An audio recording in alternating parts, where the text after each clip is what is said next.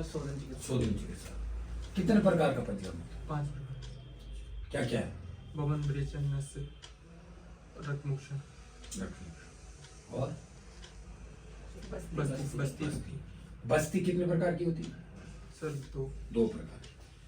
क्या है पंचकर्म में? रक्तमोक्षण भी सम्मिलित किया है, किसने बोला है? तो आचार्य वाघभट ने बोला, अष्टांग हृदय में भी कहा, मतलब वही उन्होंने कहा है। बाकी जो आचार्य चरक और सुश्रुत हैं उन्होंने बस्तियों के 2 डिवीजन करके उसको काउंट कर लिया 5। जैसे आस्थापन और उसको मतलब अनुवासन को अलग अलग काउंट किया। नहीं, आचार्य चरक ने। और जो आचार्य वाघभट है उन्होंने रक्तमोक्षण को इंक्लूड किया है पंचकर्म में। हाँ, पंचकर्म में है ना। तो पंचकर्म में जो पंच शोधन बोला है ना, शोधन चिकित्सा, तो कौन कौन सी बस्ती हैं जिनको एक में सम्मिलित किया? कोई हटाए तो नहीं उन्होंने? नहीं। हाँ, तो क्या क्या है? कौन सी? उन्होंने जो आस्थापन बस्ती और अनुवासन बस्ती को अलग अलग काउंट कर लिया। वो बस्तियां हैं अलग कर दिया और एक में जहां रक्तमोक्षण जोड़ो वहां बस्ती एक कर दिया। ठीक है। जो कितने प्रकार की चिकित्सा होती है? कौन कौन सी चिकित्सा होती है? बस्ती नहीं, 2 चिकित्सा होते हैं, समन चिकित्सा और शोधन चिकित्सा। समन में क्या करते हैं? दोषों को हम शरीर के अंदर शांत करते हैं और शोधन चिकित्सा में हम दोषों को बाहर निकालते हैं। कौन सी चिकित्सा श्रेष्ठ है बताओ? नहीं, शोधन चिकित्सा। शोधन। क्यों? क्योंकि उससे दोष पूरे बाहर निकल देता है। यस, शरीर से बाहर निकल जाता है। ठीक है। और समन चिकित्सा में दोबारा होने के चांस क्यों रहते हैं? क्योंकि सर वो अभी भी शरीर के अंदर ही हैं, बस शांत हुए हैं। हाँ, केवल हमने अपने स्थान पे उनको क्या किया? हम उनका बैलेंसिंग किए, उनका हमने जो है समन किया, वहीं पे है ना। जो इम्बैलेंस था, जो बढ़े हुए दोस्त थे उनको शांत किया, या कम थे तो उनको बढ़ा दिया है। लेकिन वो जैसे आहार विहार ऐसा मिलेगा तो क्या होगा? दोबारा से वृद्धि भी हो सकती है और क्षय भी हो सकता है। क्षय भी हो सकता है।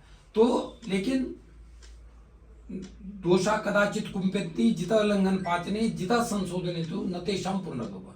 दोबारा अगर आपने disease treated by the Shodhana therapy will never occur again. But if you treated the disease with the Samana therapy or palliative treatment, it may occur again. ये दोबारा हो सकता है। इसलिए कौन सी चिकित्सा श्रेष्ठ है? शोधन चिकित्सा, पंचकर्म चिकित्सा, इसलिए शोधन। और एक जो क्या क्या बोला है, कौन कौन से श्लोक पता है? वमनम रेचनम नस्यम निरोच अनुवासनम एतानि पंचकर्माणि कथितानि मुनीश्वर। 5 जो हैं जो पंचकर्म इसलिए बोला। क्यों बोला है? क्यों बोला है? 5। ठीक है, पंच है, पंच मीन्स 5। ठीक है। तो अगर हमको जो रोगी है, जीर्ण रोगी है, या बार बार चिकित्सा करने पे भी समन चिकित्सा से ठीक नहीं हो, तो उनको क्या करवाना चाहिए? शोधन चिकित्सा करनी चाहिए, यानी पंचकर्म, या इसको बोलते हैं हम लोग प्योरिफिकेटरी ट्रीटमेंट। क्या बोलते हैं?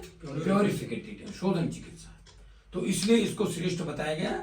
और इसी को हम जो है आज की उसमें relevances, if will see the relevances of the panchakarma, it means उसके रिलीवांस ये हैं कि जो क्रोनिक डिजीजेज हैं, जो आदमी हमारे पास आता है, पहले वो सब जगह दवाइयाँ खाएगा, पहले सेल्फ मेडिकेशन करेगा, फिर जो है वो डॉक्टरों के पास जाएगा, 1 2 3 दुनिया भर की दवा खा के आता है। तो हम उसको क्या समन चिकित्सा से ठीक कर सकते हैं?